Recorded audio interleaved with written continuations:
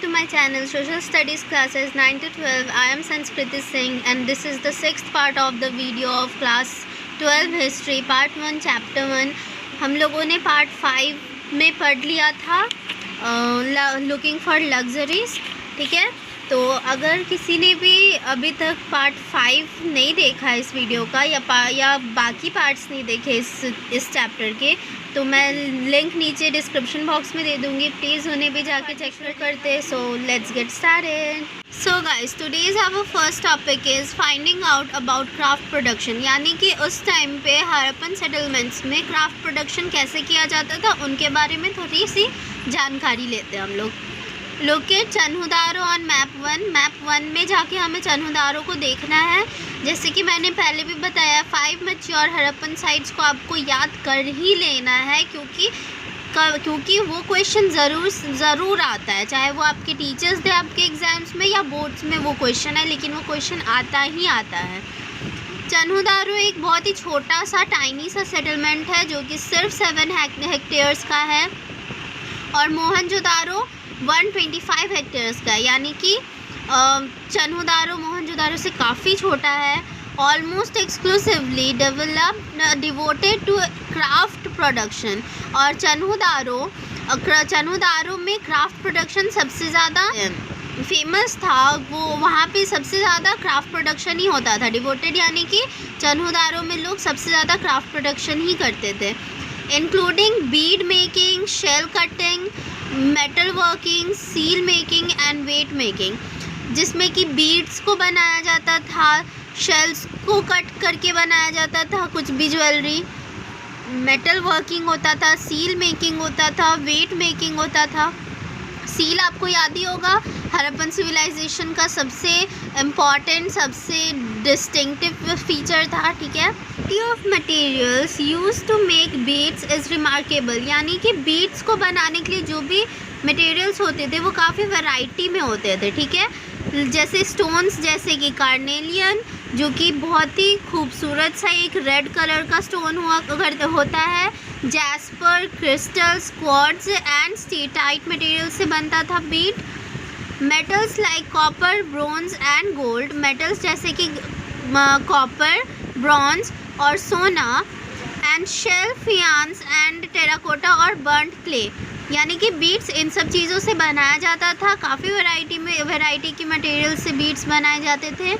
Some beads were made of 2 और मोर stones. और कुछ बीड्स को एक या एक से ज़्यादा स्टोन से भी बनाया जाता था, जो कि एक दूसरे के साथ सीमेंटेड रहते थे. ठीक है. Some of stone with gold caps. कुछ स्टोन गोल्ड कैप्स के साथ. The shapes were numerous. मतलब शेप्स भी काफ़ी ज़्यादा वैराइटीज़ में थे, नंबर ऑफ शेप्स में बनते थे बीड्स. डिस्क शेप्ड, डिस्क के शेप का भी बनता था. सिलेंड्रिकल शेप भी होता था. स्फेरिकल यानी कि गोल शेप भी होता था. बैरल शेप्ड का बनता था. सेगमेंटेड होते थे. Some were decorated by incising और painting and some had designs etched into onto them. कि उनमें से कुछ बीड्स में चित्रकारी यानी कि पेंटिंग और इंसाइजिंग का भी डिज़ाइन था. इंसाइजिंग यानी कि हम लोग किसी भी चीज़ को, अगर ये एक स्टोन है और इस पे मैं कुछ भी बहुत ज़्यादा ज़ोर लगा के कट्स लगा के कुछ भी डिज़ाइन बना रही हूँ, उसको इंसाइजिंग बोलेंगे. ठीक है. तो ऐसे भी डिज़ाइंस थे कुछ बीड्स में मिले हमें. Techniques for making beads differed according to the material. और वो लोग बीड्स को बनाने के लिए किस तरीक़ों का यूज़ करते थे, कौन सी टेक्निक्स का यूज़ करते थे, वो पूरी तरीके से डिफ़र हो जाता था अकॉर्डिंग टू मटेरियल, उनके मटेरियल्स की वजह से. ठीक है. मतलब अगर सोने का बीड बन रहा है तो उसका टेक्निक कुछ और होगा, कॉपर का बीड बनेगा तो उसका टेक्निक कुछ और होगा, किसी स्टोन का बीड बनेगा तो उसको बनाने का टेक्निक कुछ और होगा. Steatite, a very soft stone was easily worked. Steatite जो होते हैं वो काफ़ी सॉफ्ट स्टोन होते हैं. ठीक है. तो उनमें काफ़ी ईजी होता था वर्क करना. Some beads were moulded out of a paste made with steatite powder. और कुछ बीड्स को मोल्ड किया गया था, यानी कि शेप दिया गया था स्टेटाइट पाउडर के पेस्ट से. This permitted making a variety of shapes.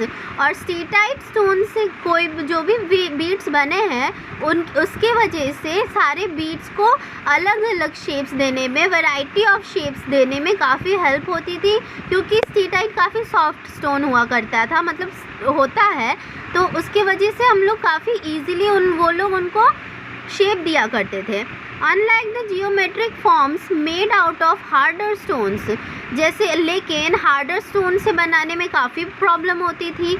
How the steatite micro Beed was made remains a puzzle for archaeologist studying ancient technology. यानी कि उस टाइम के लोग स्टेटाइट स्टोन से माइक्रो बीड्स, मतलब इतने छोटे छोटे बीड्स कौन से टेक्नोलॉजी से बनाते थे, कौन सा एंशिएंट टेक्नोलॉजी से बनाते थे, ये आर्कियोलॉजिस्ट के लिए अभी भी पजल है। यानी कि अभी भी हमारे आर्कियोलॉजिस्ट इसका पता नहीं लगा पाए, इसका अनुमान नहीं कर पाए कि उनसे इतने छोटे छोटे बीड्स कैसे बनाए जाते थे। Archaeologists' experiments have revealed that the red color of carnelian was obtained by firing the yellowish raw material and beads at various stages of production। मतलब आर्कियोलॉजिस्ट के कुछ एक्सपेरिमेंट से हमें ये पता चलता है कि कार्नेलाइन का जो रेड कलर होता था वो कुछ येलोइश रॉ मटेरियल्स यानी कि पीले कच्चे माल को और बीड्स को यानी कि मनकों को प्रोडक्शन के वेरियस स्टेजेस में जलाकर वो रेड कलर को ये ऑब्टेन किया जाता था। Nodules were chipped into rough shapes and then finally flaked into the final form. Grinding, polishing and drilling they completed the process. Specialized drills have been found at Chanhudaro, Lothal and more recently at Dholavira. कि nodules को rough shapes में तोड़ा जाता था। Nodules यानी कि small lump होता है, ठीक है, और यहाँ पे इसका मतलब है पत्थरों का छोटा पिंड, ठीक है, पत्थरों के पिंडों को तोड़कर उन्हें रफ शेप दिया जाता था, यानी कि एक शेप दिया जाता था और फिर फाइनली उसको फाइनल फॉर्म दे दिया जाता था। ग्राइंडिंग यानी कि पीस कर, पॉलिश करके, ड्रिल करके यानी कि छेद करके ये प्रोसेस को कंप्लीट किया जाता था। Specialised drills have been found at Chanhudaro, यानी कि स्पेशलाइज्ड ड्रिल्स हमें मिले हैं चान्हुदारो में, लोथल में और काफ़ी रिसेंटली धौलावीरा में। If you locate Nageshwar and Balakot on map 1, अगर हम लोग मैप 1 में नागेश्वर और बालाकोट को देखते हैं तो you will notice that both settlements are near the coast. तो हमें ये दिखेगा कि ये दोनों सेटलमेंट्स कोस्ट के पास थे। कोस्ट यानी कि समुद्री किनारा का किनारा, ठीक है, किनारों के पास थे। These were specialised centres for making shell objects, और ये दोनों शेल ऑब्जेक्ट्स बनाने में स्पेशलाइज्ड सेंटर्स थे, यानी कि सबसे ज़्यादा शेल ऑब्जेक्ट्स यहीं पे बनते थे।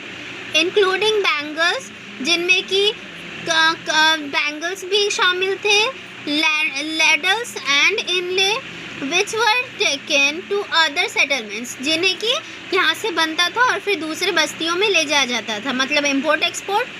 Similarly, it is likely that finished products such as beads from Chanudaro and Lothal were taken to the large urban centers such as Mohenjo-daro and Harappa। जैसे कि बीड्स को बनाकर हम लोग चन्हुदारो या लोथल जैसे छोटे सेटलमेंट्स में बीड्स बनाकर वो लोग सब बड़े बड़े सेंटर्स में भेजते थे, अर्बन सेंटर्स में, जैसे मोहनजोदारो और Harappa.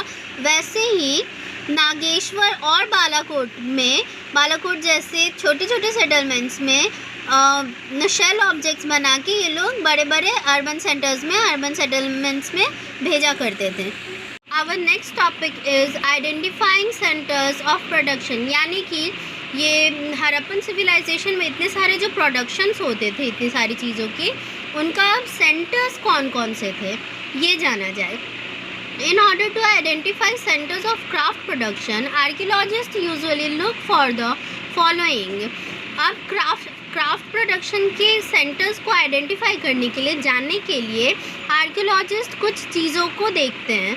Raw material such as stone nodules, raw materials जैसे कि स्टोन के नोड्यूल्स यानी कि पत्थरों के पिंड, whole shells, copper ore tools, unfinished objects, rejects and waste material। यानी कि सबसे पहले क्राफ्ट प्रोडक्शन के सेंटर्स को आइडेंटिफाई करने के लिए आर्कियोलॉजिस्ट इन सब चीज़ों को देखते हैं। अनफिनिश्ड ऑब्जेक्ट्स यानी जो अभी तक जो फाइनल गुड नहीं बना हो और कुछ जिन्हें रिजेक्ट कर दिया हो या वेस्ट मटेरियल हो। In fact waste is one of the best indicators of craft work. और जो वेस्ट होता है यानी कि जो बेकार चीज़ें थी वो सेंटर क्राफ्ट वर्क को जानने के लिए, इंडिकेट करने के लिए, मतलब आइडेंटिफाई करने के लिए काफ़ी अच्छे इंडिकेटर्स हैं। फॉर इंस्टेंस इफ़ शेल और stone is cut to make objects, for example उदाहरण के लिए अगर किसी शेल को या स्टोन को कट किया जाता है कोई ऑब्जेक्ट बनाने के लिए, then pieces of these materials will be discarded. तो इन चीज़ों के, इन मटेरियल्स की जो पीसेज होंगी जिसे काट के हटा दिया गया है वो यहाँ पे डिस्कार्ड कर दी जाएगी, फेंक दी जाएगी एज वेस्ट, बेकार चीज़ों की जैसे, at the place of production. और ये प्रोडक्शन के प्लेस में ही होगा। Sometimes larger waste pieces were used up make smaller objects. और कभी कभी बड़े बड़े वेस्ट पीसेस का यूज़ होता था छोटे ऑब्जेक्ट्स बनाने के लिए, but it's were usually left in the work area. लेकिन माइनस्क्यूल बिट्स जो होते थे वो वर्क एरिया में छोड़ दिए जाते थे यूजुअली, ज़्यादातर। These traces suggest that apart from small specialised centre, craft production was also undertaken in large cities such as Mohenjodaro और हड़प्पा। तो ऐसे इंस्टेंसेस से, ऐसे ट्रेसेस से हमें ये पता चलता है कि स्पेशलाइज सेंटर सिर्फ छोटे सेटलमेंट्स में ही नहीं बल्कि इनकी प्रोडक्शन लार्ज सिटीज़ में भी हुआ करते थे, जैसे मोहनजोदारो और Harappa. Guys, this brings us to the end of this video. Hope you enjoyed and understood. और अगर इस वीडियो से कुछ भी समझ आया हो तो प्लीज़ मेरे इस चैनल को सब्सक्राइब ज़रूर कर देना, वीडियो को लाइक शेयर ज़रूर कर देना, प्रैक्टिस करो, नोट्स बनाओ, and see you in next video. Bye bye.